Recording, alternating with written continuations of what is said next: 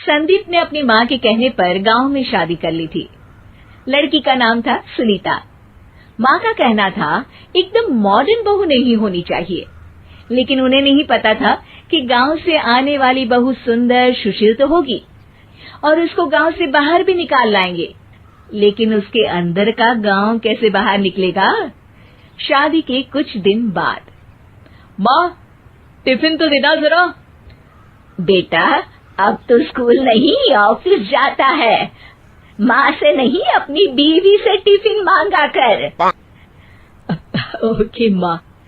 Sunita tiffin ले आओ। जी लो tiffin, इसके अंदर पिस्ता डाल दिया है। पिस्ता? पिस्ता क्यों? सास जी ने बोला था ना कि आपको पिस्ता बहुत पसंद है। ओहो, मैंने पिस्ता नहीं पास्ता बोला था, पास्ता। पास्ता? कहीं होता है पास्ता? अरे बेटी तू रहने दे, मैं बना दूंगी। अच्छा किया कि पाव भाजी बनाने का नहीं बोला, वरना किसी के पाव बना देती है। सुनीता को बुरा लगता है, लेकिन उसकी नादान हरकतें कम नहीं होती। ऐसे ही एक दिन, अरे तुमने ये क्या लगाया है? अरे आप वो फूस फूस करके लगाते हैं ना, वही। डियो? का दियो? किसको दियो? अरे वही ना जिससे खुशबू आती है। हाँ सही पकड़े हैं। अच्छा लेकर तो आना। कौन सा डियो लगाया तुमने? अभी लेकर आते हैं जी। संदीप की बात मानकर सुनीता अंदर से खुशबू वाला फुसफुस लेकर आती है। ओएमजी! ओएमजी मतलब ओ माय गणेश ना। अरे ओएमजी छोड़ो, और ये खुशबू वाला फुसफुस की बात कर रही थी तुम?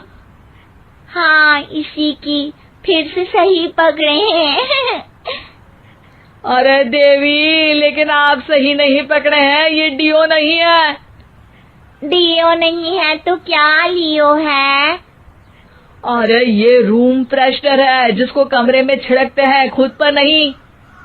कोई बात नहीं, माँ कहती थी आत्मा किराएदार है, शरीर एक किराए का कर्म। हम शरीर पे ये डाल लिए तो क्या फर्क पड़ जाएगा। अरे बहू, ओ बहू, मेरे लिए फल तो ले आ, फिर मैं बाजार जाऊंगी। सुनीता अपनी सास के लिए फल लेकर आती है।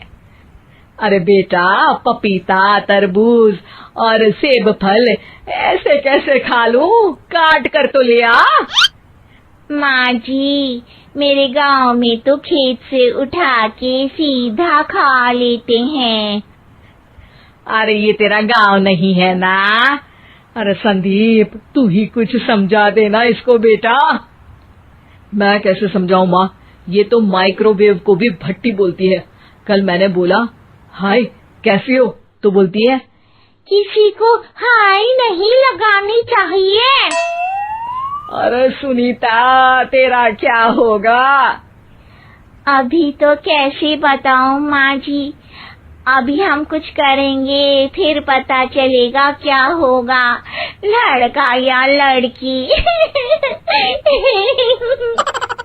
हे भगवान, कहाँ से आ गई है? रामपुर से जी, आप ही तो लेकर आए थे मुझे। अरे मुझे माफ कर दो। पहले कोई गलती तो करिए जी, आपकी तो सारी गलती माफ कर देंगे हम। हाँ अरे बहू, मेरी बात सुन। फल यानी कि फ्रूट जब भी लाए ना तो काट कर लाना, ठीक है? जी ठीक है माँ जी, फल यानी फ्रूट यानी काट के लाऊंगी। सुनीता रोज ही कोई ऐसी हरकत कर देती जिसकी वजह से उसे घर में दो बातें सुननी पड़ती। एक दिन, माँ मेरे बॉस घर पर आने वाले हैं शाम को, उनका बर्थडे है, फैमिली साथ नहीं रहती उनके, तो यही पार्टी कर लेंगे। उनको अच्छा लगा तो शायद मेरा प्रमोशन भी हो जाएगा। मैं ना फ्रूट केक लाकर फ्रिज में रख दूंगी और तेरे साथ आज खाना मैं बनाऊंगी, ताकि जब साहब आए तो खाने में कोई गड़बड़ ना हो।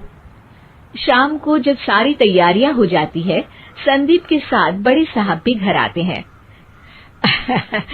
फ्रूट केक तो ले आना बहू, फिर खाना खाएंगे। अरे इस सब की क्या जरूरत थी, आपने बुलाया वही काफी है। सर, आपका परिवार शहर में नहीं है तो हम ही आपके परिवार जैसे हैं सर। इतने में ही सुनीता फ्रूट केक लेकर आती है और बड़े साहब की टेबल पर रख देती है, और जैसे ही केक के ऊपर का बॉक्स हटाती है, ओह, ये क्या है? केक तो कटा हुआ है। मैं तो ऐसा नहीं लाई थी। आप मुझे शाबाशी दे सकती है माँ जी, मैंने ही केक काट दिया। आपने कहा था ना, फल यानी फ्रूट यानी हमेशा काट के लाना, तो फ्रूट केक भी तो फ्रूट ही है ना, तो मैंने पहले ही काट लिया। हूँ ना मैं समझदार। अरे बहू, ये क्या किया? केक हमेशा वही काटता है जिसका जन्मदिन होता है।